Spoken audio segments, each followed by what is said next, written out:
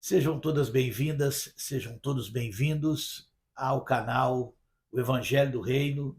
Entendes tu o que lê? Estamos lendo sobre as parábolas de Jesus e comentando. E hoje vamos começar uma série de parábolas que são as parábolas do reino, onde Jesus explica sobre a natureza do reino de Deus. Isso é muito importante porque havia uma expectativa que com o Messias haveria de reinar, mas infelizmente Israel e agora o povo judeu havia sofrido muita influência dos reinos desse mundo. Desde quando lá no livro de Juízes eles resolvem que queriam ter um rei igual às outras nações. E ali começa o declínio espiritual do povo de Deus, porque eles passam a conceber a ideia de um reino terreno, de um rei que governaria não só a Israel, mas também todas as nações, né? E essa maneira de conceber o reino de Deus foi uma das grandes pedras de tropeço para que o povo, os líderes religiosos e o povo religioso em geral, tanto do templo como da sinagoga, rejeitasse a Jesus. Jesus falava de um reino de outra natureza, né?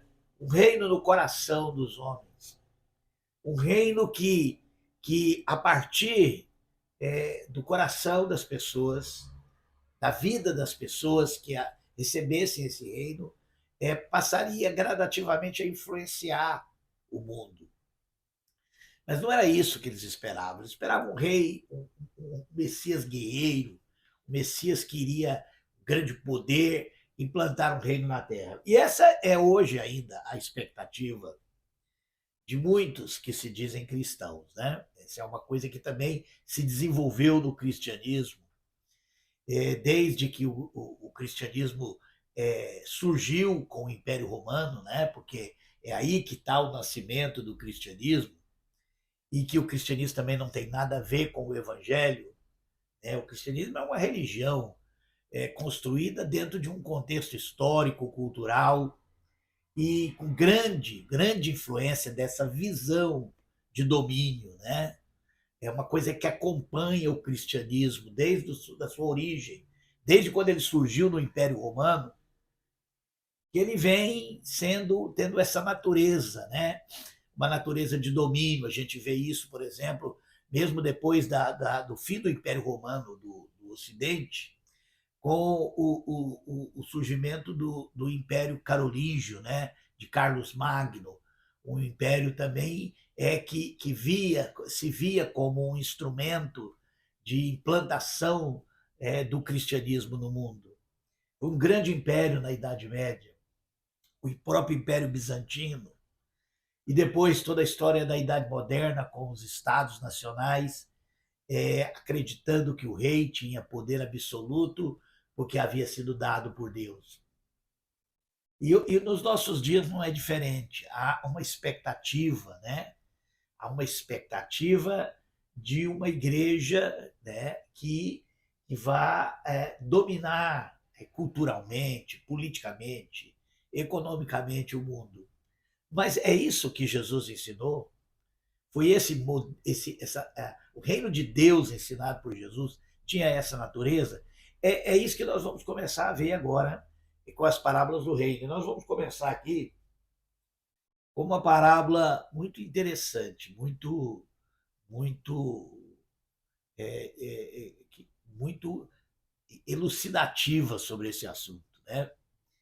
Vamos ler, está em Mateus, capítulo 13, do versículo 24 a 30, e depois a explicação do versículo 36 a 43.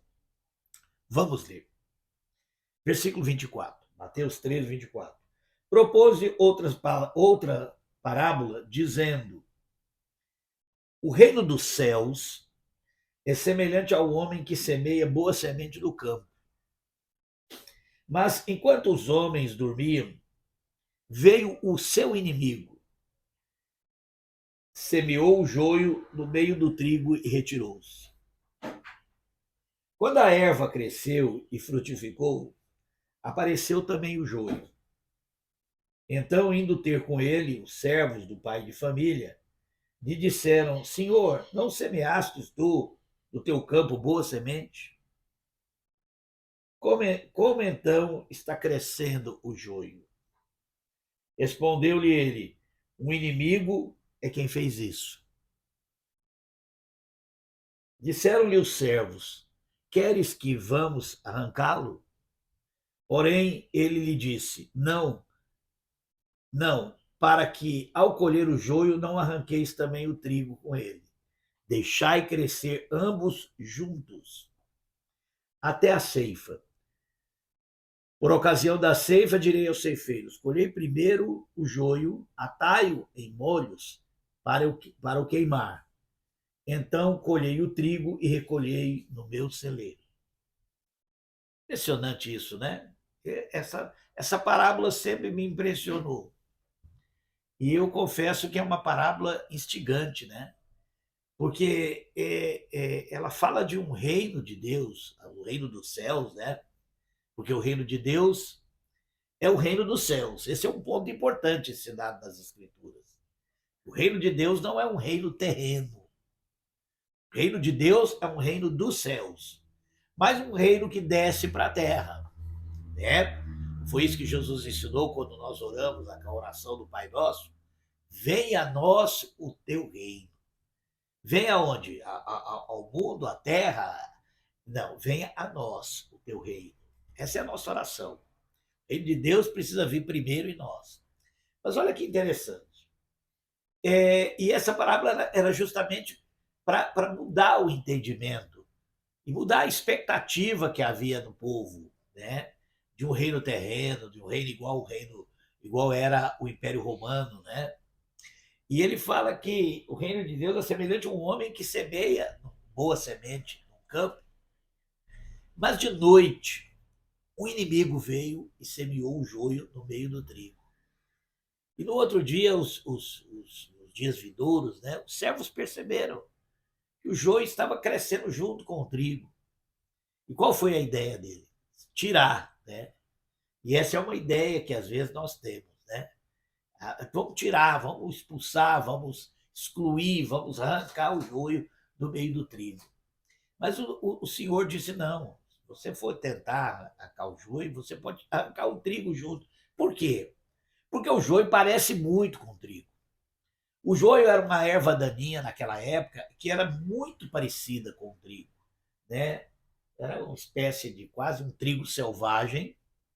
E a diferença é que ele não ele crescia, ele tinha aparência de trigo, né? Mas ele não dava fruto.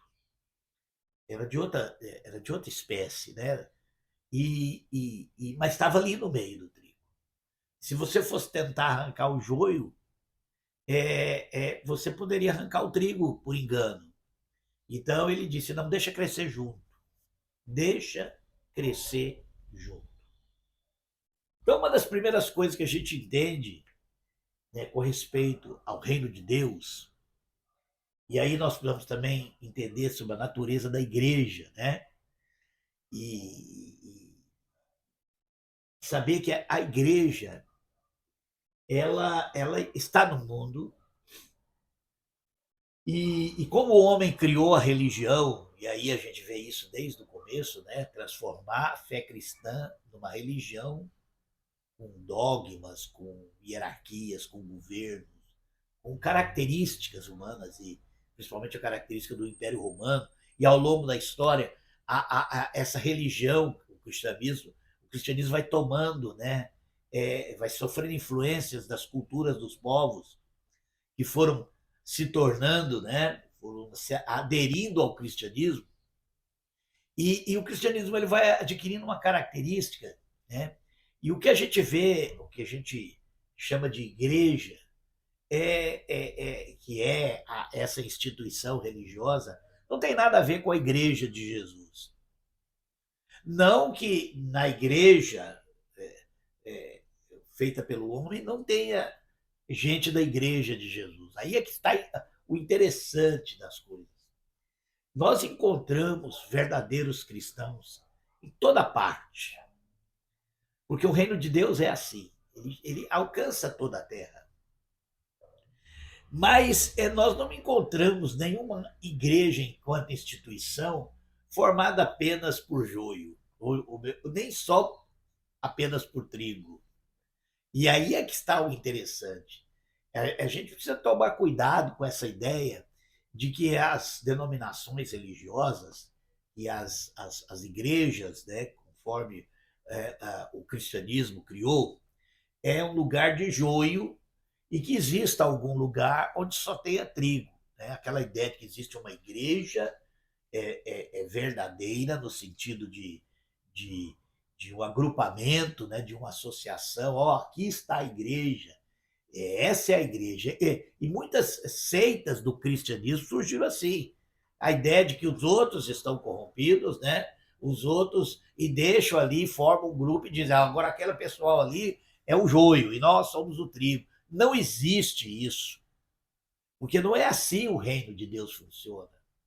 A igreja de Deus são pessoas, pessoas que realmente se converteram a Cristo, pessoas que realmente tiveram um encontro com Cristo no seu evangelho, tiveram um encontro com a graça de Deus, receberam o batismo com o Espírito Santo. E essa gente está espalhada em toda parte, inclusive, obviamente, dentro dessas instituições. Dentro e fora existe a igreja.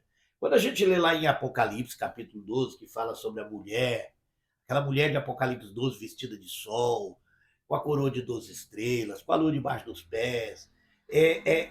Aquela mulher ali de Apocalipse 12 é uma visão da igreja. E tem um determinado momento ali que diz que essa mulher foi levada para o deserto, longe, fora da vista da serpente. E é muito interessante isso, porque isso mostra, quando fala fora da vista da serpente, aquilo ali é uma forma de dizer que a igreja de Deus ela não pode ser encontrada de uma forma visível, de uma forma purista, de uma forma, ó, a igreja está aqui, né? E isso que as denominações falam. Você tem até hoje denominações que dizem, nós somos a igreja verdadeira, né? A igreja católica se diz assim até hoje, ela acredita ser a igreja que Jesus fundou. Outros grupos que surgiram depois, né, ou mesmo que já existiam antes, eles reivindicam para si essa ideia de nós somos a igreja. Mas nenhum grupo, nenhuma organização, nenhuma associação pode reivindicar isso. Isso é engano. Por quê? Porque o reino de Deus, no reino de Deus, o joio sempre vai estar misturado ao trigo. Você nunca vai ter um grupo dizendo, oh, aqui é só joio, ou aqui é só trigo. Essa ideia de as pessoas acreditarem, isso é um grande engano. E até a gente chama de seita quem fala assim, e na verdade todos os grupos são seitas, né? Todas as denominações são divisões da igreja, as divisões do corpo de Cristo, porque o corpo de Cristo deveria ser unido, né? E o corpo de Cristo é unido realmente espiritualmente, mas não visivelmente. Esse é um ponto que precisa ficar claro. Outro aspecto que precisa ficar claro é que aquela ideia de um reino com um rei que governa as nações, né, aos moldes do reino desse mundo, é uma ideia totalmente errada. Nós vamos falar de outras parábolas que mostram de forma clara que isso não existe. O reino de Deus é algo que alcança o coração dos homens e vai influenciando, e vai crescendo, e vai avançando, mas sempre de uma forma não visível do ponto de vista de um reino, né? Essa ideia que as denominações religiosas, muito há um movimento no meio do cristianismo hoje, o cristianismo que é uma corrupção, né? Que é uma falsa apresentação da igreja, né? Que é uma instituição humana e por isso que ela é fragmentada e dividida por causa de luta por poder. essa ideia que a gente ouve, o Brasil é do Senhor Jesus, ou qualquer ideia, é uma ideia que tem por trás essa ideia de que a igreja precisa exercer o domínio, Deus precisa dominar. Não, Deus não precisa dominar nações, Deus não precisa dominar o mundo, não dessa forma, né? Através de estruturas políticas, jurídicas, econômicas, impondo a fé cristã. A fé cristã não pode ser imposta. A fé cristã, ela precisa alcançar os corações a partir do momento que as pessoas são tocadas, se abrem. E isso é uma coisa que parte do coração do homem. Não pode ser. Os valores cristãos, e isso, até isso é discutível, que essa gente fala de valores cristãos, porque é muito mais valores influenciados pela visão que os judeus tinham da lei de Moisés, né? Impor uma moralidade, impor um conjunto de regras de comportamento, um conjunto de costumes, né? Que não tem nada a ver com o reino de Deus, que não tem nada a ver com os valores éticos que Jesus ensinava. Jesus não era pregador da moralidade. Quem pregava a moralidade eram os fariseus. Jesus era um pregador da ética, da nossa relação com o nosso próximo. Mas vamos ver tudo, vamos terminar aqui e ler essa explicação. Está aqui a partir do verso 36. Olha aqui. Então, tendo despedido a multidão, foi Jesus para casa. E chegaram ao pé dele os seus discípulos, dizendo: explica-nos a parábola do joio do campo. E ele respondeu: o que semeia a boa semente é o filho do homem, e o campo é o mundo. E a boa semente são os filhos do reino. O joio são os filhos do maligno. O inimigo que semeou é o diabo. A ceifa é o fim do mundo, e os ceifeiros são os anjos. Assim como o joio é colhido e queimado no fogo, assim será na consumação desse mundo. Mandará o Filho do Homem os seus anjos, e eles colherão do seu reino tudo que causa pecado e todos que cometem iniquidade. E lançá-lo-ão na fornalha de fogo, onde haverá pranto e ranger de dentes. Então os justos resplandecerão como o sol no reino de seu Pai. Quem tem ouvidos para ouvir, ouça. Né? Nós sabemos que quando Jesus voltar e tudo isso se cumprir, Jesus e o seu povo viverão para sempre. Novos céus e nova terra, onde só há justiça, onde não há nenhuma dessas coisas que foram consequências do pecado. E é muito importante que nós entendamos isso. Aí sim Deus reinará sobre toda a terra, sobre todo o universo, sobre toda a criação. Mas o que a Bíblia chama de o reino de Cristo, o reino de Deus, é o reino dos céus. E ele funciona assim. O joio continuará misturado ao trigo. Os filhos do maligno, que são os religiosos que nunca conheceram a Jesus. Aqueles que se chamam cristãos, mas que não conhecem a Cristo. Eles vão continuar, né? Eles vão continuar cantando, eles vão continuar pregando, eles vão continuar indo às igrejas, mas, ao mesmo tempo, eles vão continuar fazendo suas escolhas, sempre no caminho contrário às escolhas do Espírito de Cristo. Sempre com aquelas características do mundo, desejo de riqueza, desejo de poder, o ódio aos inimigos, né? Tudo aquilo que é contrário ao que Jesus ensinou lá no Sermão do Monte.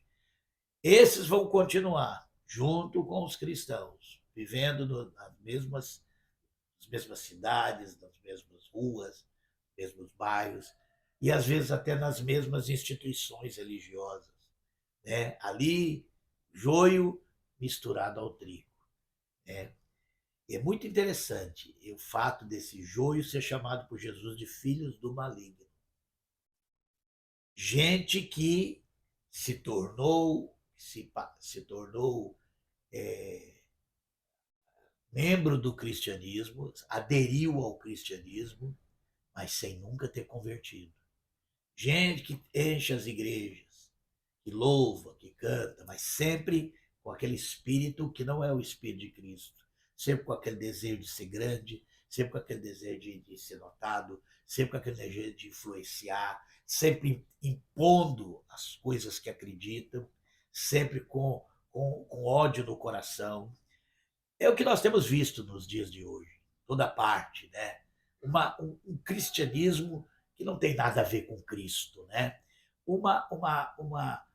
Pessoas que se chamam católicas, ou que se chamam evangélicas, ou que se chamam por qualquer nome dessas divisões que tem no cristianismo, que reivindicam para si ser o povo de Deus, mas que continuam da mesma forma que eram, só que com essa aparência cristã, né? Com esse discurso, essa aparência, essa forma, mas que nunca nasceram de novo, nunca se converteram e continuam sendo causa de escândalo, causa de tropeço, continua sendo uma mancha, né, para o evangelho e vai continuar seguindo assim.